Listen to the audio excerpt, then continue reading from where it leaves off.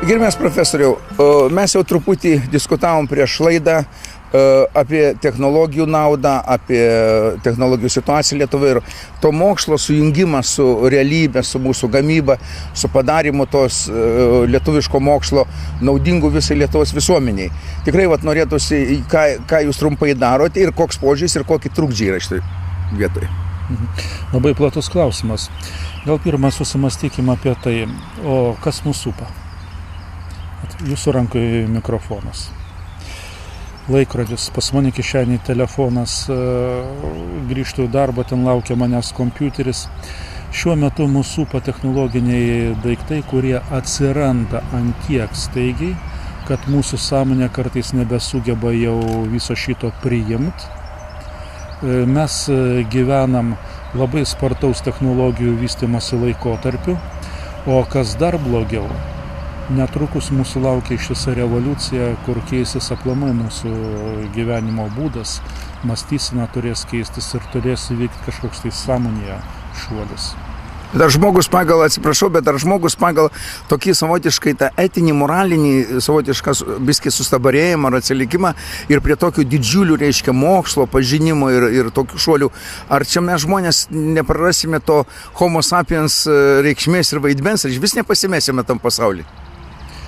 Žmogus tuomet, kai pasivadino homo sapiens, tai jis matyt žiūrėjo gerokai į priekį, nes sapiens mes dar tik tai ruošiamės. Dar tik turim būti. Per daug mes visą šitą aplinką ir panašiai gadinam nelabai protingai, tai priimkim kaip juoką. Ne. Pa žmogų, aš pavyzdžiui kartais galvoju, kas čia atsitiko? Ar fizikai kažką tai padarė ir laikas pradėjo judėti greičiau? Ar čia mano sąmonė jau su amžium nebespėja taip viską greičiau priimti? Ar tiesiog pats gyvenimas rieda vis greičiau ir greičiau? Tai gyvenimas rieda greičiau. Ir mūsų sąmonė dėja vieno žmogaus, jinai pajėgi kažkiek tai adaptuotis, bet nelabai didelį greičių. Bet pavyzdžiui, mano vaikai, aš jau nekalbu apie anūkus, jie visą šitą priima normaliai. Reiškia, žmogus savo sąmonę vysto pagrindė per kartas. Tai mūsų vaikai žymiai greičiau viską įsisavins ir dirbs sparčiau, tiksliau. Tai aš labai didelių problemų čia nematau. Galbūt mano kaip asmenybės aš pradėsiu su kurio laiko nebespėt suvokti, bet visuomenė, žmonija, sparčiau ir sparčiau vystysis. O kokiuose srityse, gerbiamas profesoriau, didžiausi nusimato, pavyzdžiui, 10-20 metų į priekį galima laukti tų realių, apčiuopiamų pasikeitimų, tokių stambių? Vyksta pastoviai, ar paimsim automobilį, pažiūrėkim, kaip jis tobulėja, ar paimkim kompiuterį. Bet šiuo metu, kiek aš žinau, aš seku šiek tiek naujovės pasaulyje, kas yra daroma, straipsniai. Tai sintezė dviejų krypčių. Iš vienos pusės informacinės technologijos, iš kitos pusės žmogus. Žmogaus technologijos, aišku, kartu su supančiom. Pažiūrėkim, kas darosi. Pavyzdžiui, šiuo metu pats kompiuteris, kad galėtum dirbti, ieškoti informacijos, mokintis, dar ką nors, darosi net nebebūtinas. Klaviatūrą mes galim projektuoti arba ant stalo, arba net ore. Pakeiskim mano akinius ir aš matysiu klaviatūrą kompiuterį ir galėsiu dirbti. Ekranas nereikalingas. Mano akiniai tas pats ekranas. O ateityje tai bus akis, akinių nebereikės. Tai yra taip vadinama virtuali realybė, kur aš galiu mokėti mokesčius, kur aš dirbu. Šiuo metu praktiškai didesnį laiko dalį praleidžiu prie kompiuterio. Mokytis, pramogaut, poilsis, visur apvažiuoti man sunku, bet kiek dabar muziejų 3D. Fantastika. Tu vaikštai, realiai vaikštai po muziejų. Aukštos kokybės ir panašiai. Laukiu, kada Vatikanas sukels savo šitam buvo. Jo, labai būtų įdomu. O dabar žiūrėkite, o tada mes ir Lietuva galbūt iš tikrųjų turėtume nesivaikyti, kas buvo prieš 20-30 metų pasaulyje, o imti pačius naujausius dalykus ir taip daryti mūsų tą tokį, kaip kai kas sako, čia permainos, proveržės ir panašiai.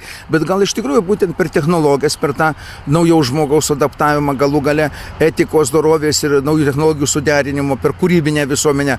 Gal čia mes turėtume Lietuvą tokį iššūkį savo prisimti ir pasitvarkyti taip, kad galima būtų iš tikrųjų tapti modernė valstybė. Be jokios abejonės. Po antro pasaulinio karo labai staigiai atsigavo Japonija. Kodėl? Aišku, sako, padėjo Jungtinės valstijos. Tai padėjo. Bet Japonija iš principo nepirko jokių senų technologijų. Jos ėmė naujausias technologijas. Tai dabar kartais dar pas mus Lietuvoje gaji tokia nuomonė. Nepirkim geriausių dalykų, pirkim pigesnius, mum užteks. Nusikaltimą daro. Lietuvoje turi būti viską, kas geriausia, kad mes būtumėm pačioj viršūniai ir ne nuo 10 metų senumo technologijos ar daikto atsispirti. O nuo to, kas yra naujausia, kad mes galėtumėm eiti toliau, nebekartodami tų 10 metų. Bet jūs sakėt, Amerika padėjo tipo Japonijai, bet dabar iš tikrųjų mes gaunam iš Europos lėšas didelės. Praktiškai per 7-13 metų perspektyvą mes 37 milijardus gausime per visus finansavimus ir 6,5 sumokėsime.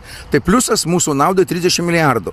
Tai jeigu mes iš tikrųjų darytume tam tikrose rimtose vietose proveržius, tai čia labai greitai pajustume. Pinigai rimti.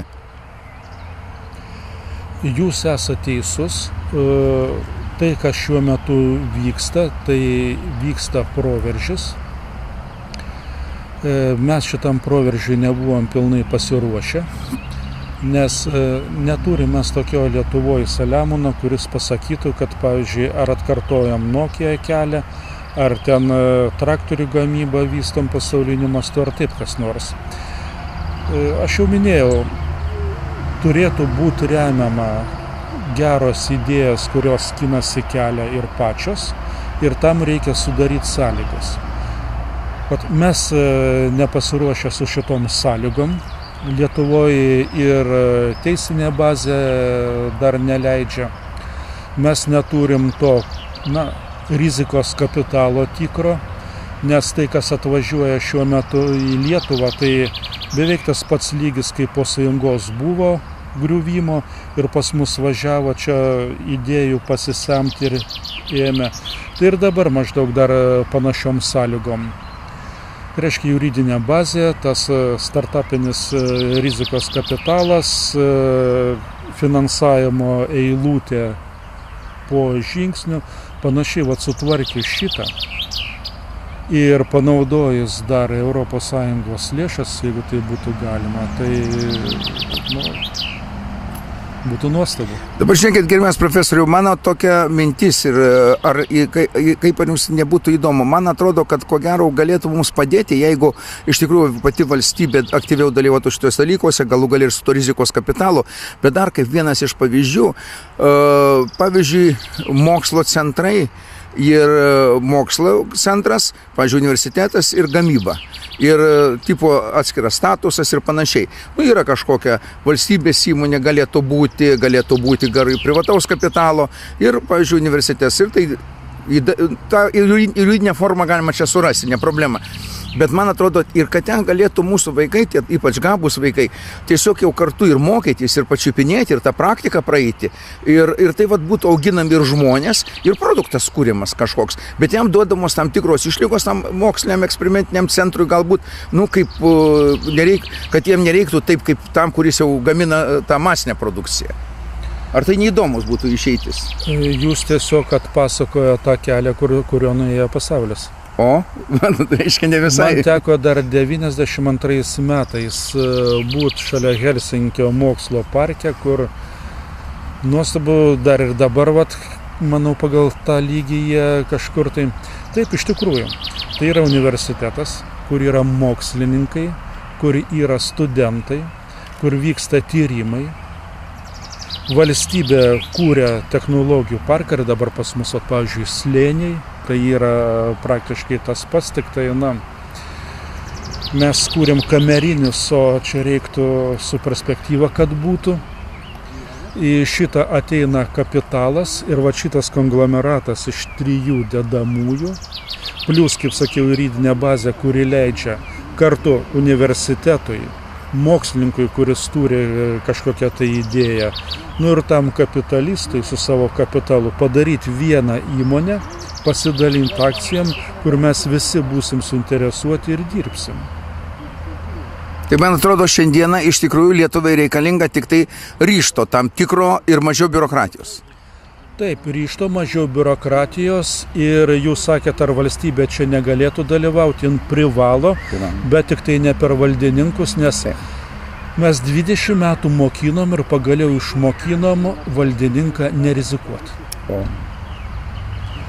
O pačiu idealiausiu atveju rizikos kapitalas džiaugiasi, kai iš 10 projektų 7 juda, o 3 sėkmingai. Tai valdininkui čia būtų, nuosprendis. Tragedija.